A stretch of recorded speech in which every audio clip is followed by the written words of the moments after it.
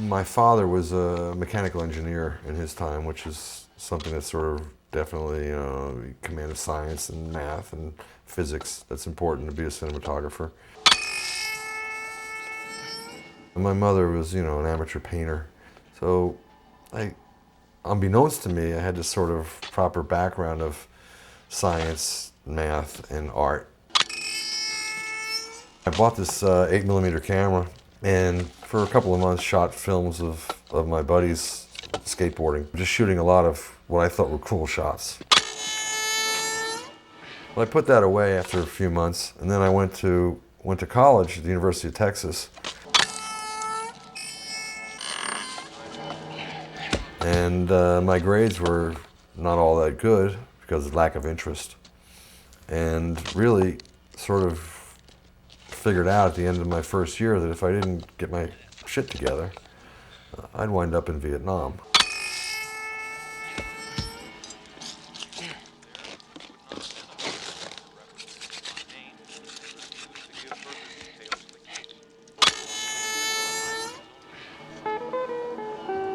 So I was sitting there at the end of the school year with a friend of mine in his apartment, flipping through the course book for next year, which was about the thickness of a small phone book, because there were 32,000 students at that time at the University of Texas.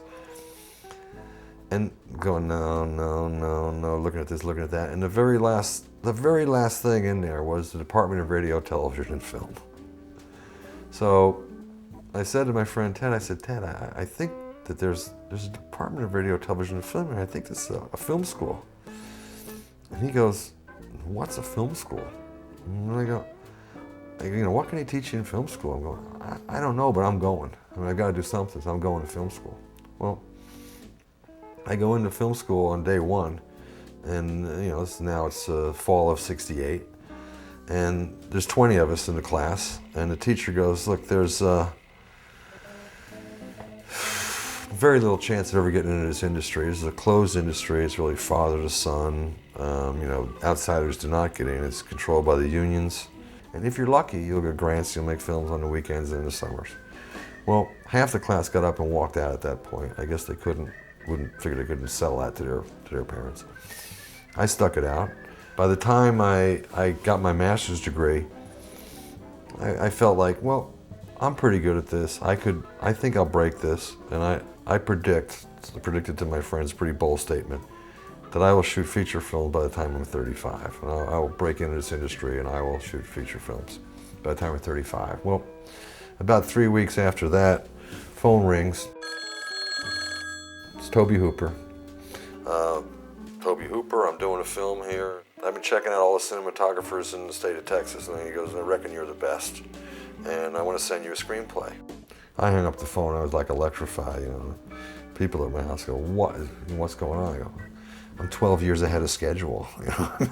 I've been offered a movie. Oil storage units continue to burn out of control at the huge Texaco refinery near the Texas-Louisiana border. 3 storage units exploded into flames during the night, killing at least 3 workers and injuring... I'm going to be honest with you and the world, or the viewers of this. The lighting of that movie, all right, I knew a bit about lighting, and there's some points in it where I'm doing some very interesting stuff. There's a scene with Ed Neal in front of the pickup truck and backlit, and that was my idea. It looks like it's headlights, but I actually have 2 1,000-watt lights rigged where the headlights are. I knew a bit about light, and I sort of got hipper because all of a sudden now I'm shooting every day, and I'm getting dailies, and I'm really my learning curve is going right up the top. And I'm seeing film every day. But in a lot of ways, some of the lighting of that, some of the funky quality of it, has to do with inexperience and technical restraints. I just didn't have big lights. For one, they didn't exist. I certainly didn't. And there were some that did exist, but I didn't have access to them on that movie. It was a rather low-budget film. Originally started out to make that picture for $80,000. It was hot and I couldn't help the heat because I had to drive a lot of light in there, so it was even hotter. I mean, it was, it may have been 105 outside, it was probably 115, 120 inside by the time I added the lights to it to get it up to exposure. But, you know, for me, when I'm shooting a film, no matter what I'm shooting, the conditions fall right to the background, you know. I mean, it's all about what you're doing at the time. You're so focused on what you're doing that, you know, I wouldn't really sit there and go, oh, I'm hot, you know, whine about it. I mean, I'm, you know, doing what I love. Hello? Hello? Well, we finished that whole sequence outside there. And okay, we're moving on, we're going inside now. I go, you know, Toby, we had this dolly platform that was quite low, and I had 60 feet of track. And I said, you know, Toby, if I were to lay down and hang the camera over the edge of this dolly, and with our 185 letterbox, I could keep the track out of the shot. I can be behind the swing as Terry stands up, and I can actually travel under the swing with her. And I said, and the house will grow and grow and grow and grow and grow, and eventually the house will like overtake the frame.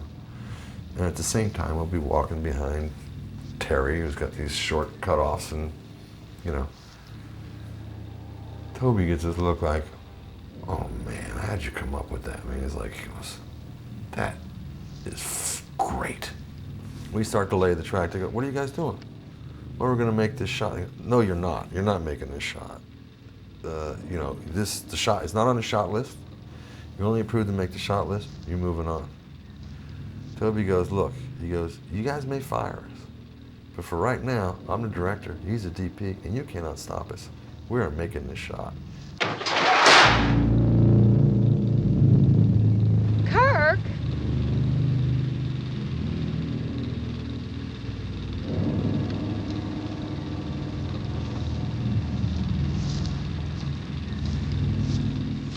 The film was very strong on paper. The script was really strong. So we knew this could be something strong. Of course, you never want to predict that it's going to be what, you know, how could you? You'd be considered egomaniacal if you did say, oh, this is going to be great, and it's going to the Museum of Modern Art, and 33 years later, people are still going to care about it, and, you know, be remade and all that. But still, at the same time, it was so strong on paper that I thought it would be something, you know, quite good. The Texas Chainsaw Massacre. After you stop screaming, you'll start talking about it. So, 1973, I shoot the original. In 1986, I have a daughter. And now, by sort of mid-90s, early 90s, I'm thinking, well, that's not, you know, that kind of film's really not that cool now. Now that I'm a dad, I'm a more responsible person. And I've had a good career at that point, doing music videos and starting to get a pretty good name in commercials. So I'm on a lot of panels, cinematography panels. And then people are saying, well, let's talk about Texas Chainsaw. Yeah, I'll talk about it, but I have to tell you that if that picture were offered to me today, I would not take it, because, you know, now I have this child in the world now, and you know, now it's not all a big joke. Now it's a serious matter, you know, to me. So I doubt I'd even take that film. Well, I had started to shoot with Marcus Nispel commercials. He was aware of my music video work. He had been a music video director, and had started to get a career going in commercials, and we started to work together. One day, I'm shooting a music video in Montreal, and my cell phone rings, and I answer, and it's Marcus. He goes, Daniel, he goes, I've just signed to do a remake of Texas Chainsaw Massacre. Will you shoot it for me? And I say yes immediately, and then you know, yes, but you know, I'm working right now. Let me call you later. Well, then I start thinking, oh my God, I've been telling everybody for a couple of years now that I wouldn't do a film of this type if anybody offered me this screenplay. Now, you know, several days pass. I finish my job in Montreal. I come back. I'm talking to Marcus about it. And he goes, Daniel. He goes, look, I want you to shoot this film. He goes, there's multiple reasons. One, you are my cinematographer. You shoot my stuff anyhow. On that level, it's just a huge coincidence that you photographed the original. Two, he goes, I know from you telling me the stories over the year how important this thing is to your whole life, your whole career. Everything springs out of the original Texas Chainsaw Massacre. I mean, I was on my way to becoming a college professor. You know, I'm not a Hollywood cinematographer, member of the ASC. I thought I'd be a teacher. I feel great about having done both of them. They actually didn't feel that different to me. I mean, I was back in Texas, the same damn months. I was back there in freaking hot as hell July and August again. Although one was an $80,000 picture and the other was like $5 million below the line. It didn't feel a lot different to me, really.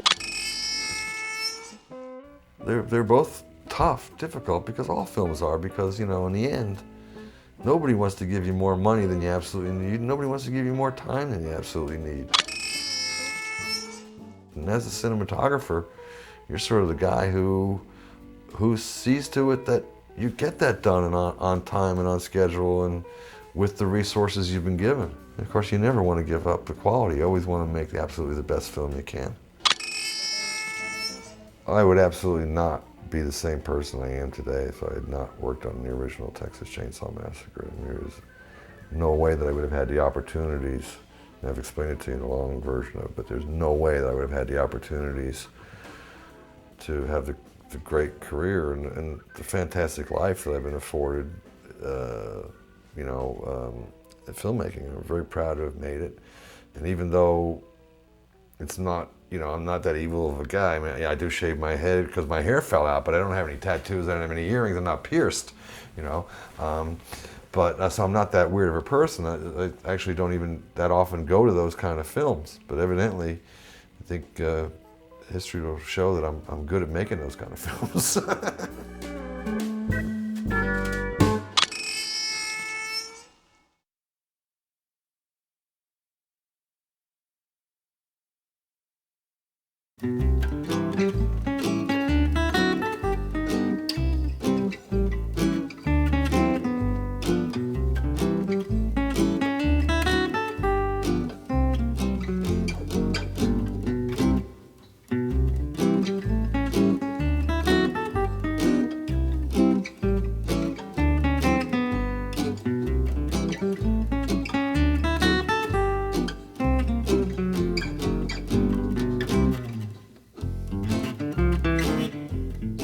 I started out as a teenager, really. I had seen the movie. It literally drug me through the halls of insanity when I first saw it. A friend who saw the film at the time became physically ill. What an impression for us. So many years later, my wife and I moved from San Antonio to Austin. I had heard the film had been made here in Austin. Where was the house? It was urban legend. Was it real or not? Bunch of false leads. Finally got a map from a friend of mine, Michelle, at work, and she had a friend who was taking some other friends out to the house to party, and sure enough I found it, but it must have been about 2 or 3 days after they had moved the house. I mean, I go out there, I didn't get to see it. The ground was still fresh from where the foundation was, but I got a few pictures and I put it on my website, small website. I got emails from around the world wanting more. They wanted to know where the house was, what happened to the gas station, the graveyard, and where's the cast now, and it just really snowballed from there since 1998.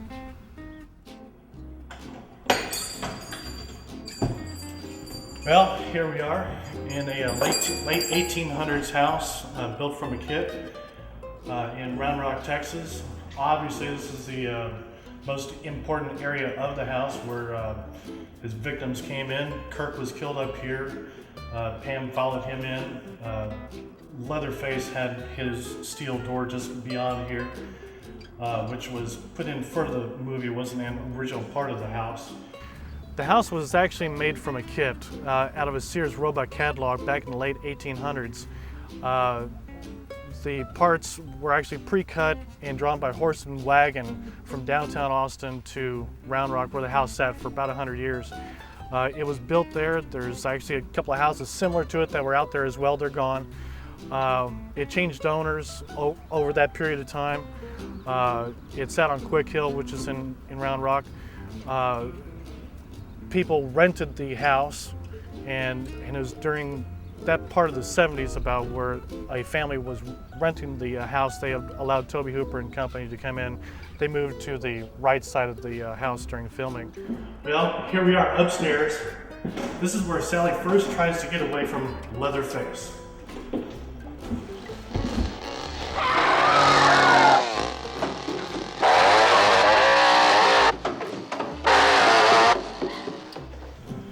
Sally was trying to find help. She was trying to find somebody to help her in this death house. And the first thing she does when she runs upstairs is she finds Grandpa in this bedroom. Please. Now, obviously some changes have been made to this house. This room is a bit smaller than it used to be. This is to accommodate large parties that can dine in the main area. But this was Grandpa and Grandma's room where she found both corpses.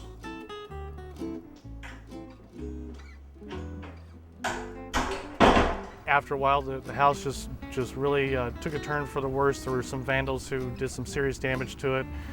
And it wasn't until the Antlers here who came out to purchase the house. They moved it in several pieces out here to Kingsland, Texas, where it's now a gorgeous home restaurant business. It was moved into several pieces by crane, then hopped on trucks out here. It was quite a long trip. But we're all really glad to see that it's being kept up, that it's at its majesty that it is now.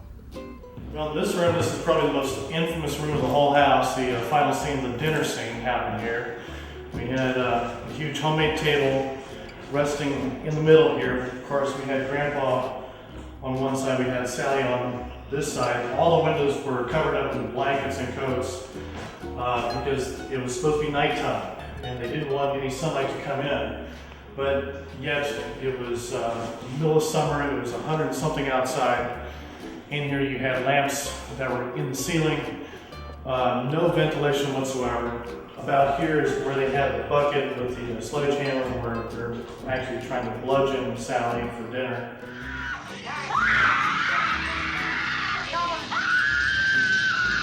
Come on.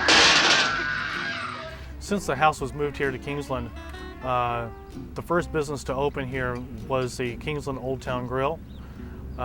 It was then that I started bringing cast members out here, such as Alan Danziger, who played Jerry from the film. Of course, Gunnar Hansen, who had not seen the house since he actually played his character for the film. I also brought up Paul Partain, Ed Neal. Then the Kingsland Old Town Grill moved out, and then we got the Four Bears restaurant that came and stayed here for a while. Wonderful food. They put on banquets. They also put on screenings out here once in a while. They'll bring a big film screen out here. Bunch of people come out with their ice chest and have a good old time out here. And there was even some cast members out here for the last screening of Chainsaw. Marilyn Burns, Gunnar Hansen, all of them came out and had a really wonderful time. Well, this is the bone room. We were first shown this room when Hannah was trying to find her boyfriend, Kurt. She goes through a curtain that was here. She kicks a vase over and stumbles into a bunch of feathers, and she is introduced to how crazy this house is. We have chickens that are in cages hanging from the ceiling. We have bones hanging from the ceiling. Just pure horrific mayhem in here. And of course, she screams and runs out. But this is also the scene where Sally gets away from the family during the dinner scene. She's shown crashing through this window over here, back into daylight, back into reality.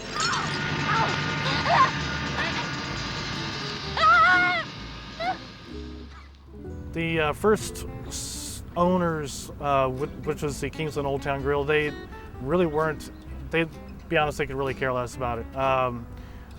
They were more interested, understandably, in running a restaurant, which they did their best in doing. The second business that came into Four Bears restaurant, bit younger crowd, understood and used that marketability somewhat towards tourism. It definitely brings some business out here. Well, here's the kitchen. It looks a lot different than it used to for the film. Naturally, they've had to redo this kitchen for commercial purposes to have a real working kitchen here to serve gourmet food. It was right about here where the famous meat hook scene happened with Pam. Bob Burns had rigged up his railroad ties and also a real meat hook to hang Pam from here.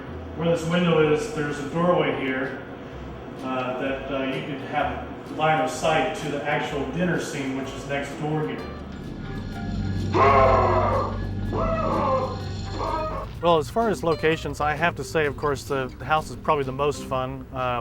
Whenever I come out here, it's usually because of a cast appearance. Because I get such a huge response from people around the world with the common interest of Chainsaw, I went on and started up the official Texas Chainsaw Massacre fan club. And we have tons of memberships from around the world, really. We send out newsletters.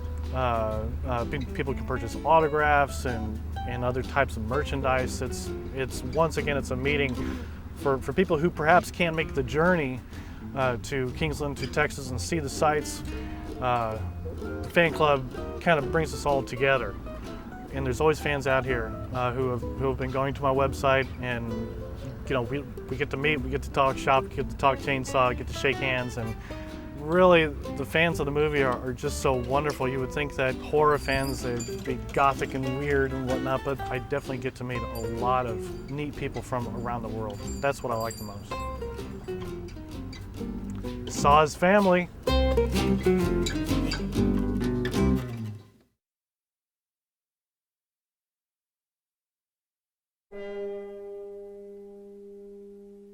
Dude, you're it.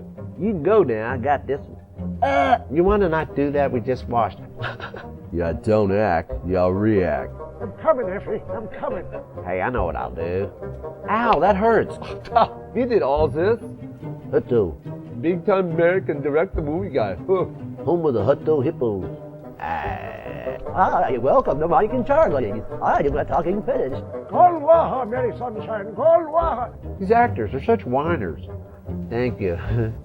Would you believe this stuff your lady's hawking me? No, it's not. How to use your IBM copier 125. First, turn it on. Cast this guy.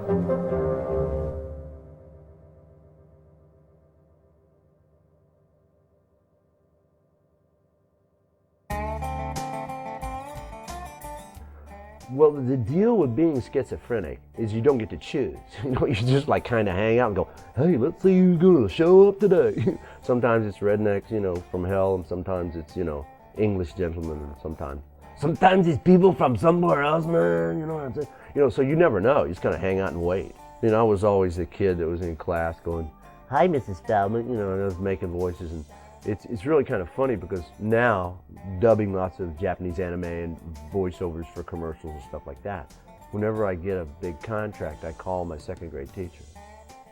And it's great fun. Hello, Mrs. Feldman. Hi, it's Eddie. I got another $30,000 job.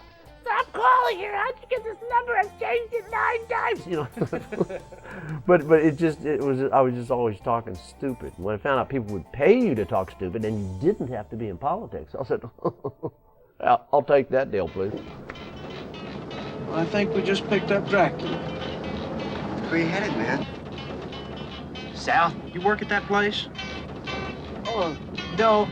How did you get stuck way out here?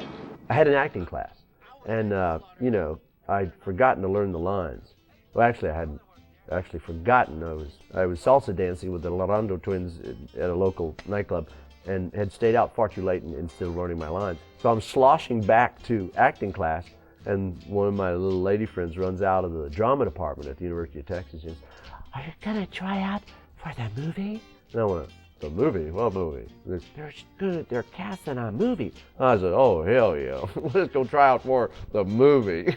So we ran in there, and here's Toby Hooper, and Toby walks over and he goes, come here. And I go, hi. And he goes, are you mocking me? And I went, no, why? And he goes, can you be weird? And I said, whoa, weird is what I do.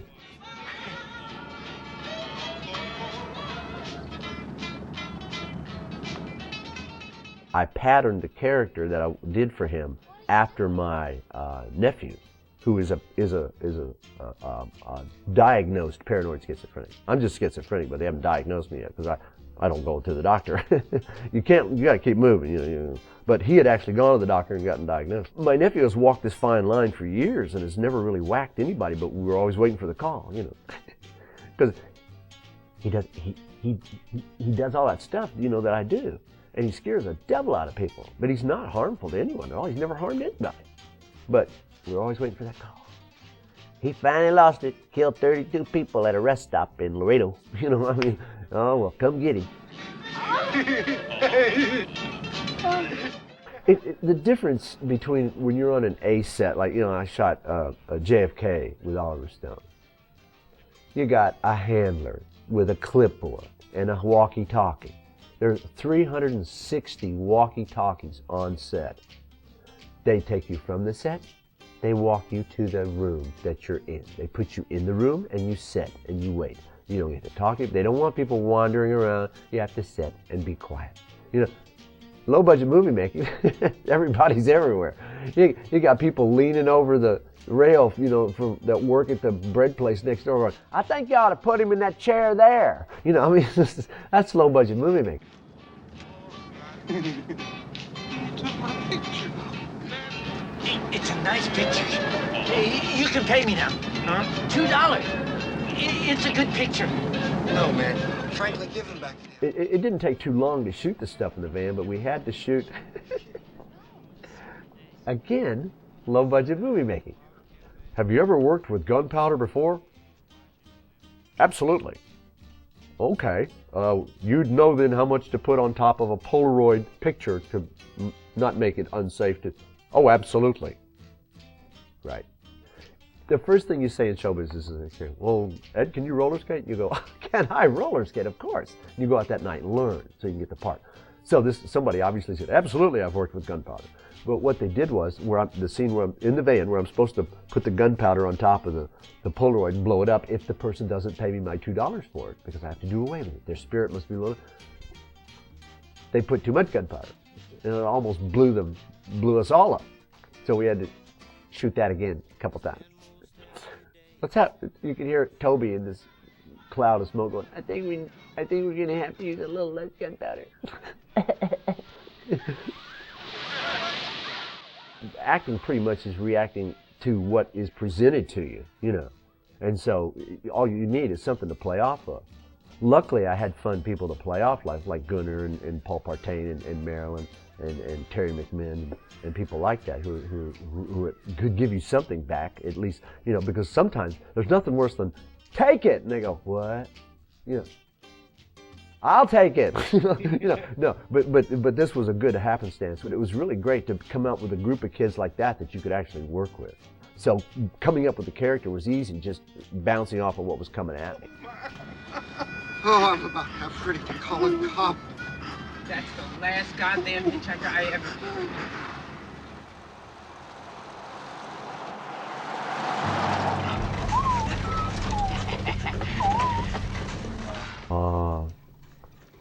Jimmy Seau was the best. He had the best sense of humor. I mean, you know, that sequence where he's poking Marilyn is just, that's all Jim. He's made all that up. But he was just the best. And there's one sequence where he's the only one I know that could have got away with this without me killing him. The sequence where he's hitting me with the wooden dowel outside the truck. They had, you know, low budget movie making. They turned to the prop girl, and Toby says, well, give me something for Jim to use head with. Got any of that balsa wood left? And she goes, balsa wood? Oh yeah, balsa wood. She goes over and she picks up an oak dowel that they were using to support the camera with, and she hands him the oak dowel. So instead of the balsa wood, in the movie, in the scene, he's beating me with this. And I'm screaming and carrying on and flailing about in the dust. Dust is flying, rocks are going, and you can hear them off camera. I can hear them out of the corner. Wow, Ed's really doing good tonight, isn't he? It's going swell. And poor Jim had not a clue. And I was, of course, black and blue. And I didn't tell him until much later. Oh, I'm sorry, Ed. I wouldn't have done that. I'm so sorry.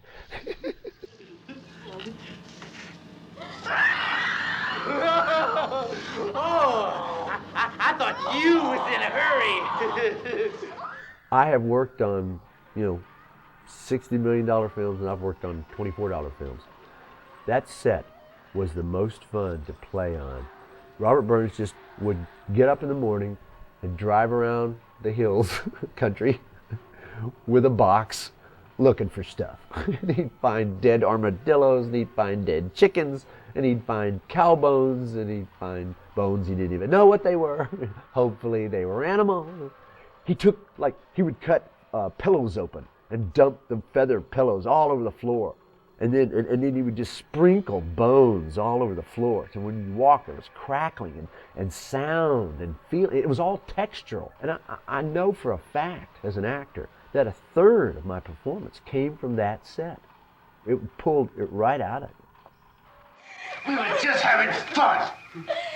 You think this is a party? The most difficult was certainly the dinner sequence because it was so long. We shot forever. We shot for like a couple of days or something. It was like insane. It was like, oh. But that was I moved troops in Vietnam easier than that scene. I'm telling you, through triple canopy jungle was easier than that scene. You like this, Dave? Well, again, low budget movie making. You had a piece of sausage, a real piece of sausage. In A movies, you don't use real sausage. You use fake sausage because whoever would have been the prop master would have understood. You know how much lights you have to film with, just horrendous lights. It doesn't look like it when you see the movie, but there's horrendous lights everywhere. That sausage started decomposing on that plate. If you look closely and watch the film closely, you can see fumes coming up, literally. Now, the plates of sausage are right underneath our noses. And we're all like leaning, like, quit leaning. Stop leaning. Get back in frame. We're all like, dude, put your nose over here, man. And you couldn't move it because we'd already shot a bunch of scenes. And you couldn't move it for continuity, because it's right there, right in frame of the camera. You couldn't move it. What are you going to do? The best time on the set was hammering Marilyn in the head. That was because we couldn't keep from laughing because we were using a paper mache hammer, which sounds like this when you hit your flesh.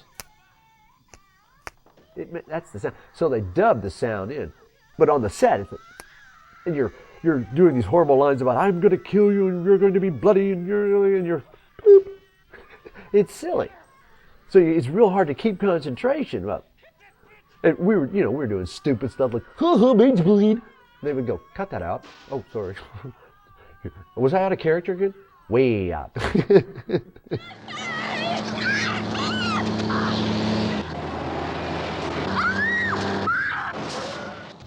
It's a very effective shot, but it's very simple movie making. You put your chest up against the truck and you back the truck up, and then you do your motions in reverse. And then they just reverse the film. And that way they can run the truck right, and it looks so friggin' real. You go, oh my God, how'd you do that? And then the guy that gets one over is a dummy on wires across the, that's easy to do. But it's amazing how effective a simple shot like that can be.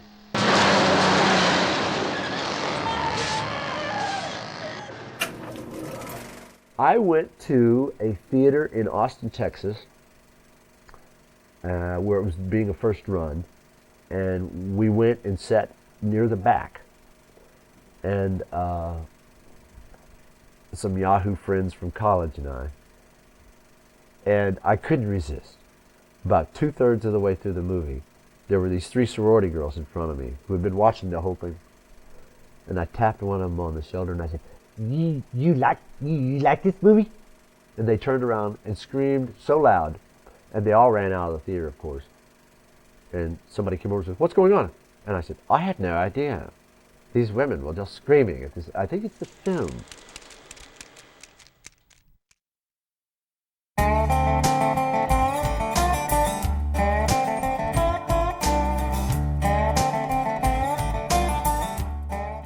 It absolutely amazes me. It just won't go away. It shows somewhere in America almost every week. I don't think there was anybody on the planet that wasn't surprised, because we had thought at one time that, like Boone and I were talking, this is probably going to show at 3 drive-ins in Poughkeepsie, 1 in Sioux Falls, and I think there's another one in Winnemucca.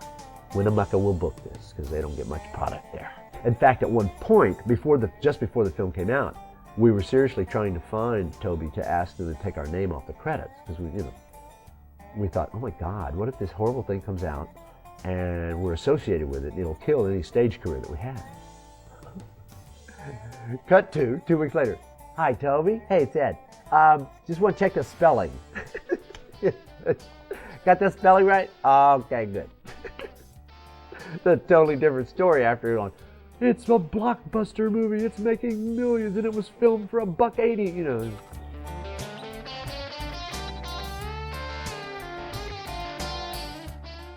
The fondest experience is the public. I mean, you keep meeting people over and over and over, and you hear wonderful phrases like, "Whoa, Margaret and I," you know, because they're now like, you know, this is 30-something years later. We first met in high school, and we went to the drive-in theater, back when the drive-in theaters were still open. So we went to a drive-in theater to see your movie, and it was the only movie we ever watched. You know, and I mean, if you know American society and you understand what that means, that's powerful. And then you have the kids, see? And that's the most wonderful thing about it, why I mentioned that the neatest thing about it is the public, because every single year, there's a whole new audience for the film. And that's one of the reasons why it won't go away, because there's a whole new audience for the film every year. It's the film that won't die.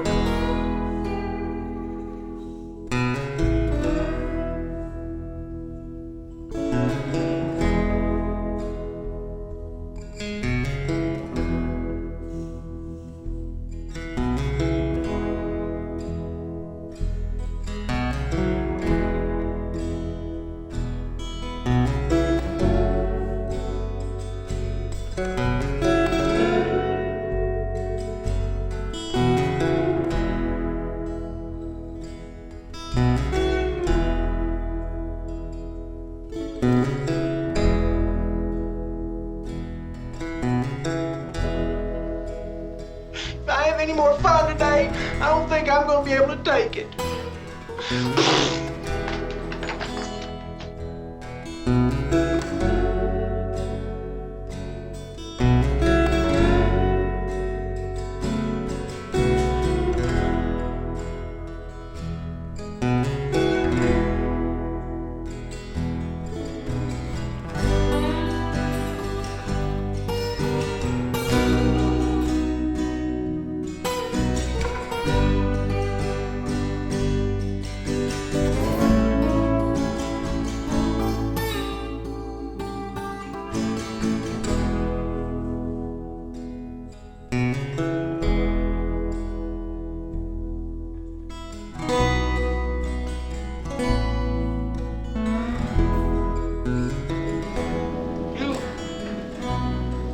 You damn fool! You ruined the door!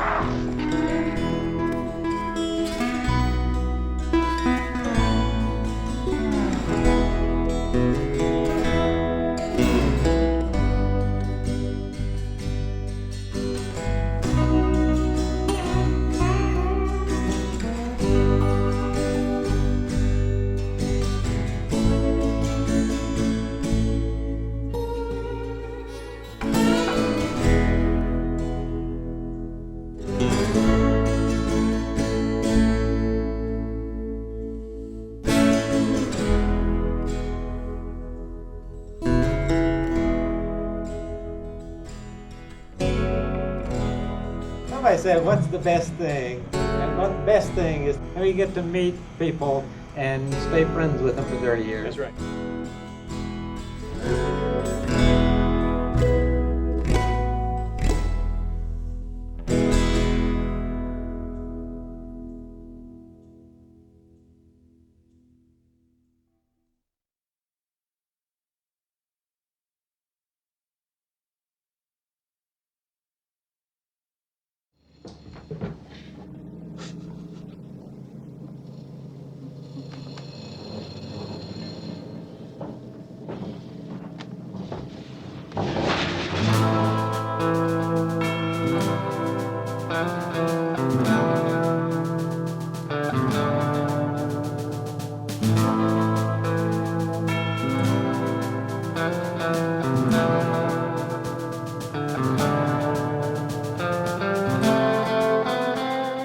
My dad was a Baptist preacher, and obviously I didn't go that way.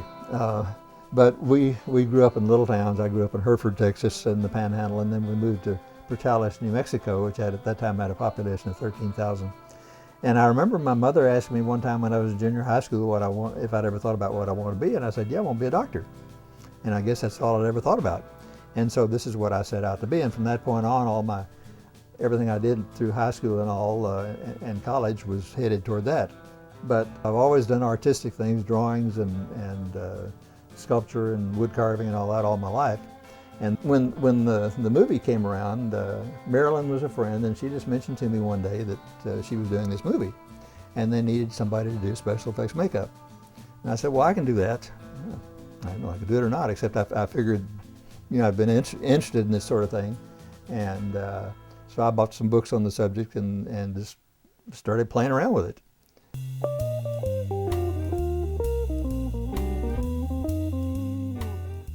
I made a lot of masks using dental alginate, and it's set up so rapidly that sometimes in order to get enough to cover a face, I'd have to have 2 or 3 people mixing up so we could get it on there before it's set up. And then I would cover it with strips of plaster, and I used plaster like you'd use for a cast. Well, the stuff deteriorated pretty rapidly, so you had to do something with it. And Bob Burns made all the masks. The ones that we were going to use for that purpose, I gave to him, and then he did whatever he did for the mask. I actually had somebody make one on my face. I figured if I was going to put everybody through this, I would know what it felt like, because you had to have big pieces of straws in your nose with cotton packed around them and all that. So I guess one of the masks was probably made from my face. And I did when I finally created all this stuff, which took a while. I think I made him up 3 times, and it took 7.5 hours each time to apply the makeup. John was very nice. He didn't really have much to say. He was there, and I don't think he even knew exactly what he was supposed to look like afterwards, except I think he was, I don't know, 18, 19 years old, and they told me they wanted him to look over 100 years old. So we made the mask of his face, and then in order to have something to work on, rather than casting it in something else, I cast it in dental acrylic, which is the same thing that dentures are made of. And then using this, before I painted it, I made another one, and I simply sculpted all the wrinkles on the face. Since I'm a plastic surgeon and do just the opposite in getting rid of wrinkles, this was, I knew where they belonged at least. I first started off putting a wrap around his head to cover his hair, and then a ball cap on, and then applied the pieces of liquid latex to fill out the face. I made molds of his hands, and the hands, of course, get more wrinkled and the veins usually get larger, and so we made that also. I've been thinking about letting Grandpa have some fun. You always said he's the best. He's the best, all right. Just let him have a whack. I was on the set as much as I could. There were times when I stayed out there for 18 to 20 hours. But I guess I was there most of the time, but he was actually made up in shooting, yeah, because if he needed a patch up, I needed to be there. Hit her! Hit that bitch!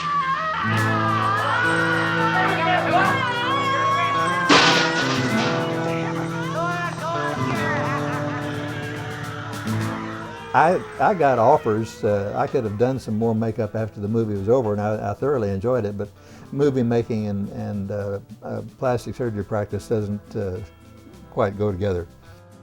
I was happy with it. In fact, I had an exhibit, and that's what these pictures were for. I had an exhibit down in Miami at a National Plastic Surgery meeting of these pictures with a little thing about the movie. And the Wall Street Journal came down there and did a little squib, even a plastic surgeon does the reverse, from what he normally does. And it went over well at the meeting. So yeah, I've got good memories about it.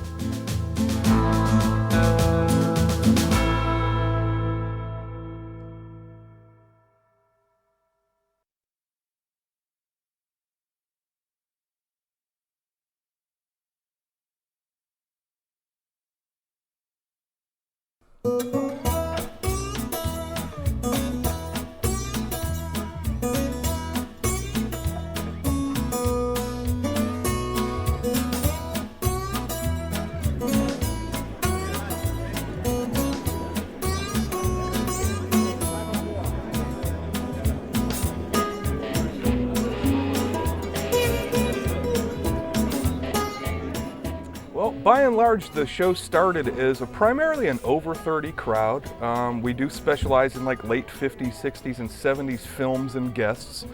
And then over the years, we've kind of adapted to include a few more mainstream stars, which have brought in some younger crowd. So it's a nice varied crowd, but it really is a horror movie crowd. And here we are, 9 shows later. We started in September of 2000, and here we are April of 2006 on our 9th show.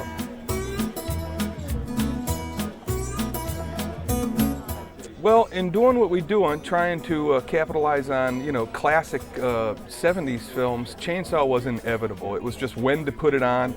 And lo and behold, at our first spring show in 2004, it just coincided with a 30-year anniversary. So we did it as a 30-year anniversary show. We're sitting here in our own humble, low-budget way trying to celebrate 30 years of CHA with Mr. Ed Neal. Hey, Mr. Alan Danziger. How you doing? Leatherface Gunnar Hansen. Harold Burns, Mr. Paul Partain, Mr. Luke Bergman, and Mr. Robert H. Burns.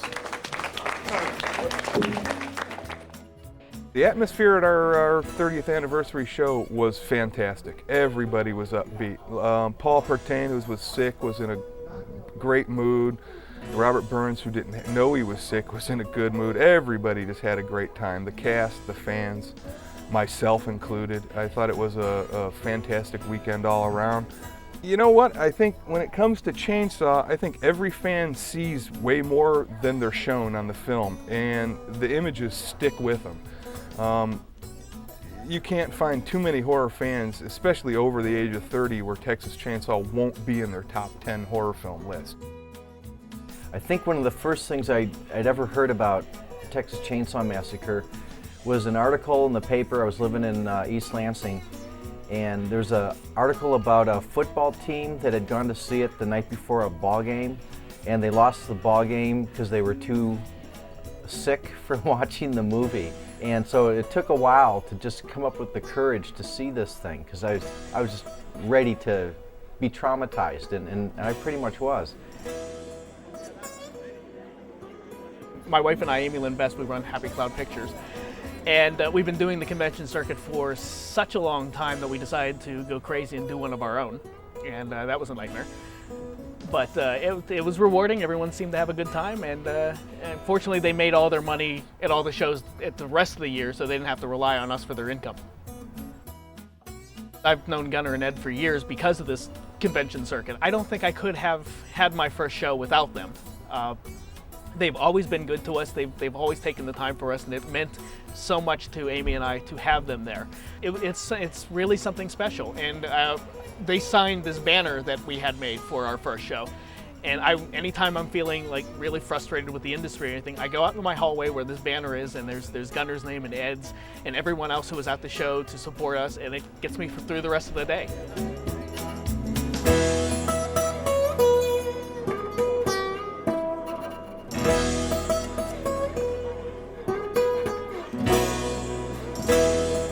You know, to be honest with you, there was an old tagline from the third movie, "The Saw is family." And a Cinema Wasteland show, half the people through the door are regulars, have been here every show. The Wasteland is family. I think they just went hand in hand with each other. The fans are rabid about the film, and my regulars are rabid about this show. They just went hand in hand. I mean, like I say, the Saw and the Wasteland are both family to well over 1,000 people, who attend this show every 6 months.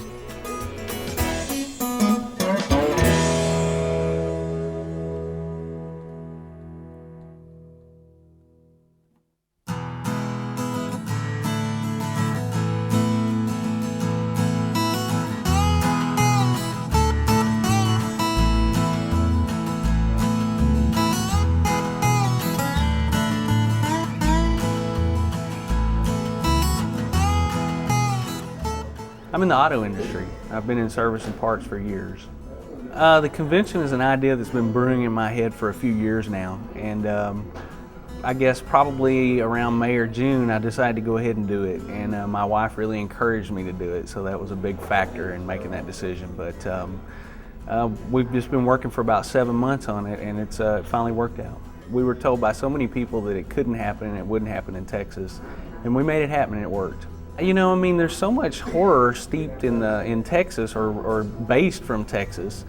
With the Texas Chainsaw Massacre films, you know, Tobe Hooper. Now we've got, you know, Robert Rodriguez working out of Austin. So there's so much stuff, and it goes even further back than that. So Texas has always had a stake in the horror industry. I think the Texas Chainsaw Massacre was a huge influence. I mean, you can see it, it's evident in the Rob Zombie films, so it's been a huge influence. I was in Austin, Texas. It was fall, so that would make it September, October, because I went to a football game. And afterwards we went to a party, and the movie, people would play the movie over and over and over. There was music and there was the movie. And I didn't see the whole thing because it was pretty freaky. And the first time I saw it, of course, it scared me. It scared us on the set. I mean, I think my most specific memory is the first killing that we did. It's when Bill Vale, what was his name? Kirk or something.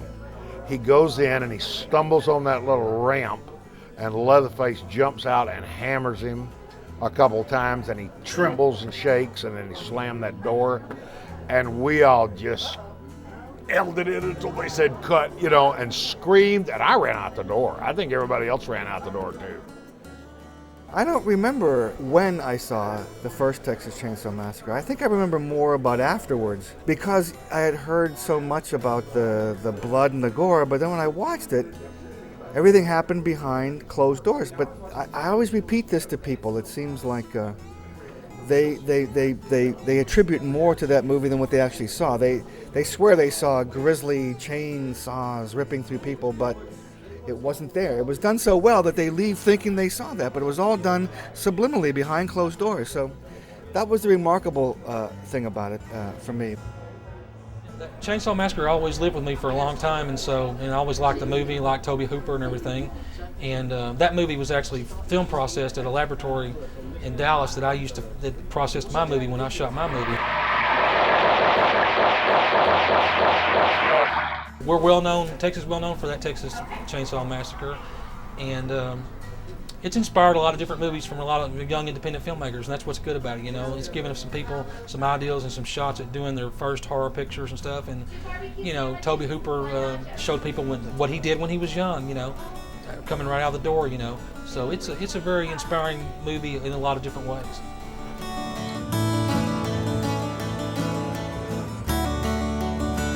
Texas Chainsaw can be placed right up there with The Exorcist and the classic films of the Universal days. It scared the crap out of me. Any closing words on this whole weekend? I'm tired.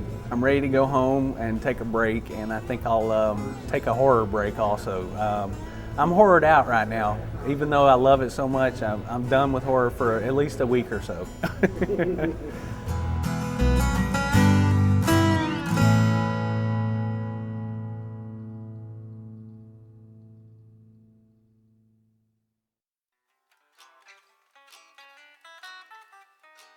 Let's see which way this works. It wants to be this way, doesn't it? Does that look all right?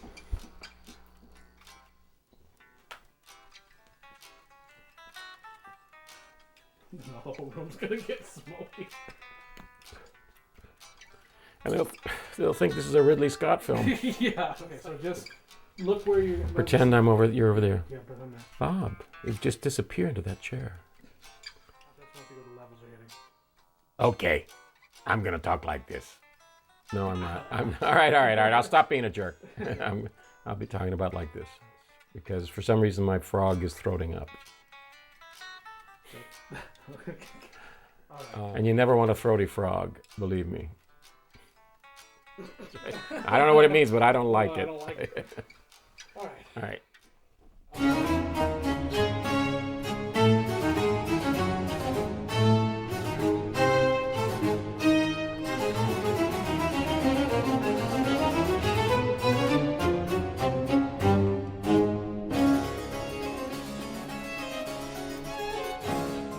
Well, I was born in Iceland, and then when I was 5, my family moved to America.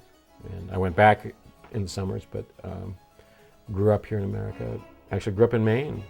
Well, I lived in Maine until I was about 11, and then we moved to Texas. So I should say I grew up in Texas, went to high school and college in Texas, but always wanted to come back here. I was studying literature. I studied literature, English as an undergraduate, and then in college, in graduate school, I was a Scandinavian Studies major. So my intention was to go off and write books. And that, even when I did Chainsaw, that was my plan, because what I really was expecting to do was do this movie as a kind of experiment. I mean, it was something new for me. I'd been involved with a couple of small films in college. I'd been in a couple of plays, but I'd never really been in a movie. And I just thought, here's a chance for me to do something new. It's like another weird job. I mean, another job unlike anything I'd done. So I took this on as just a chance to do something new and interesting and learn a little bit about how films are made. I was probably the only person in the cast and in the crew who had no intentions of being an actor or no intentions of working in the film industry. So I took it on as an interesting summer job. My hope for the film was that if everything went really well, it would be the kind of movie that 5 years down the road, there would be some hardcore horror fans who remembered it. Maybe it would do well enough financially that the investors would be paid off, so everybody would be happy. It would be like, let's say, 2000 Maniacs, where nobody in general, I mean, you had to be a fan of horror films to know it, and then you liked it. You know, it was a good horror film, but that was it. And to me, that was my biggest hope for this film, that it would be good enough and successful enough that everybody would be happy with it and a few people would remember the film 5 years down the road. I really had no expectation that it would be more. But very soon after the film was released, I took a friend out to the location, and we were standing on the road, on the Quick Hill Road, where we had filmed. On one side was the Leatherface family house, and on the other side of the road was the Franklin house. And this car full of teenage boys pulls up, and they walk down to the fence. And they're standing next to us, and one of them looks over at us and says, "You know, that's where they made that movie." And as soon as he said that, I knew that this movie had some traction. You know, this movie was going to do something. When teenagers are coming to look at the place that they made the movie, and they just call it that movie, then I knew that it was going to do something. That's the one car in town, by the way. That's it. Every Sunday night, about this hour, he comes by. So what do I do now? Well, just act natural. Yeah, act natural. Okay, maybe not that natural. Well, my real passion was always writing. It's always what I wanted to do. So I, always had that intention of just being a writer, whatever that meant. Writing books, writing magazine articles. And that's why when Chainsaw came out, I just left Texas. I was living in Texas at the time. I was out of graduate school when we did Chainsaw, but then I went back for one more year of graduate school, and at that point moved to Maine because now I was ready. I was interested in working as a writer, so I came up here because I loved being in Maine and because I felt I could live less expensively here. I really liked the fact that it was a small town and it had that small community sense where you know everybody and you say hi to everybody in the street. But also I like the climate, I like being on the ocean, and I like the fact that there's a real winter here and it gets cold and quiet and dark and beautiful long, summers with long days. And a little village where no one ever is on Main Street in the winter. See? The first winter here I wrote a really bad novel, but at least I wrote something, And in fact, I was so committed to that about a year after I moved here, Bob Burns, who was the art director on Chainsaw, Bob called me and said, "I'm in LA, I'm making movies. I'm with this new guy, nobody's heard of him, Wes Craven. And he's doing a movie called The Hills Have Eyes. There's a part for you as one of the killers. Can you be here in 2 weeks?" And I said, "No, I'm not doing movies anymore. I'm a writer. whatever that meant. And so, very stupidly, I turned it down. And my reasoning on it was, there were a couple of things. One is, I'd met a few film producers, and I wasn't very impressed with the film business. My feeling was that so many of the people I met were just really slimeballs, and I didn't want anything to do with them. But another thing was, I had made this decision, which was, I would do anything to write. And if it meant riding on the garbage truck to pay the bills, okay. And I did that. If it meant being a waiter or a bartender, you know, whatever it took for me to do, I mean, I shouldn't say it that way, but I mean, I was willing to do whatever I needed to do to be able to have the chance to write.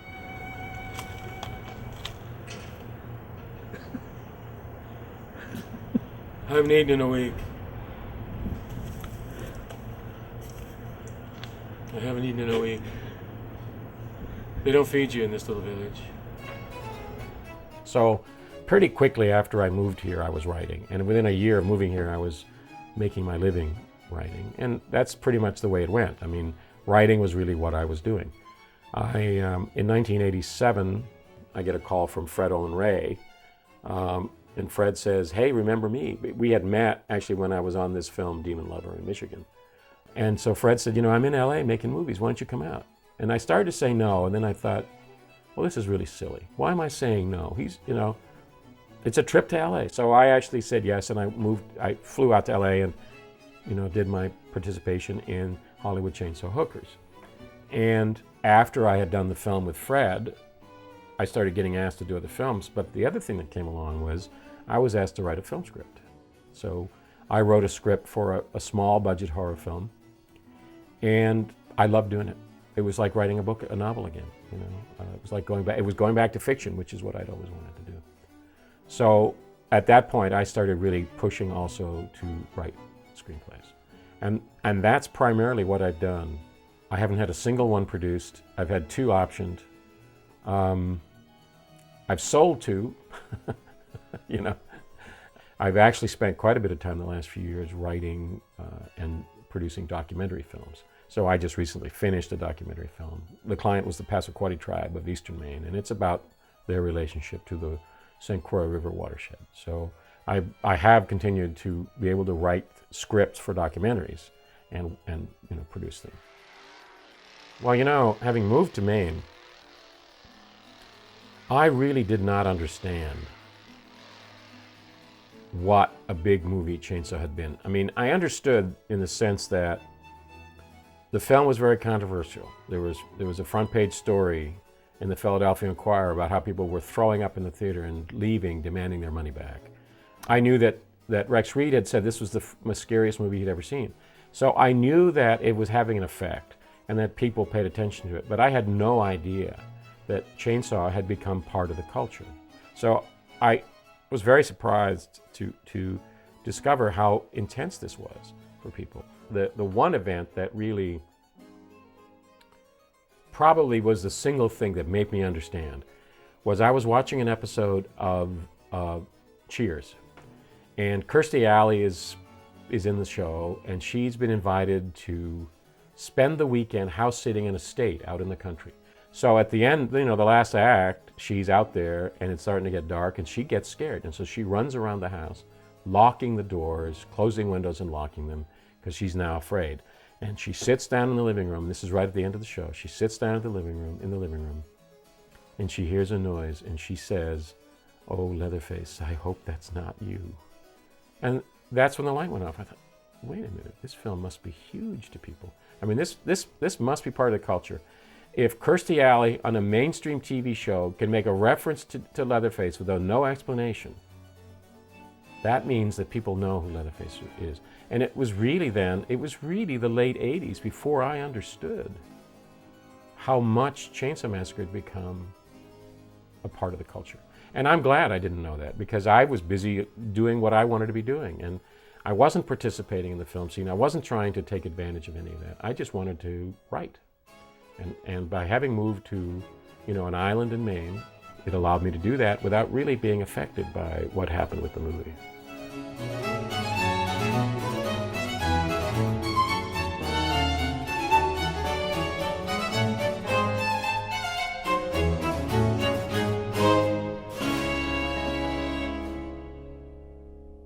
But I still didn't imagine that it would become, what it became. That's the other car. That's the police. That's the cop running after me.